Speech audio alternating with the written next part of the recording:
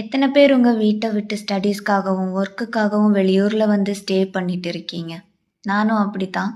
கோயம்புத்தூர்ல காலேஜ் முடிச்சுட்டு பிளேஸ்மெண்ட்ல சென்னையில ஒரு கம்பெனில பிளேஸ் ஆனேன். அந்த டைம்ல நமக்கு ஜாப் கிடைச்சே அப்படின்னு ஒரு ஹாப்பினஸ் இருந்துச்சு. சென்னையில வந்த அப்புறம் தான் புரியுது அந்த சேலரிய வச்சு என்னால சென்னை லைஃபை லீட் பண்ண முடியாதுன்னு. 1 RK ரூம்ல நாங்க ஃப்ரெண்ட்ஸ் 4 பேர் ஸ்டே பண்ணிட்டு இருந்தோம்.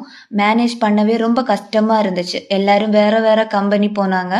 நானும் 1 இயர்க்கு அப்புறம் இப்போ வேற கம்பெனில ஜாயின் பண்ணியிருக்கேன். இப்போ என்னால என்னோட லைஃபை ஓரளவுக்கு லீட் பண்ண முடியுது.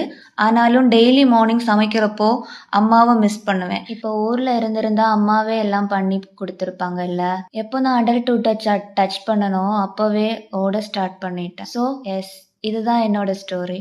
நான் தான் ஜெஸ்லின். இதுதான் என்னோட ஃபர்ஸ்ட் வீடியோ. என்னோட இன்ஸ்டாகிராம் பேஜ் இதுதான். இனிமே நான் ரெகுலராக வீடியோஸ் போட ட்ரை பண்ணுறேன். உங்கள் சப்போர்ட் இல்லாமல் என்னால் எதுவும் பண்ண முடியாது. ஸோ ப்ளீஸ் என்ன ஃபாலோ பண்ணி சப்போர்ட் பண்ணுங்கள். தினமும் இந்த மாதிரி சின்ன சின்ன வீடியோஸ் போட்டு உங்களை நான் எங்கேஜ்டாக வச்சுப்பேன்.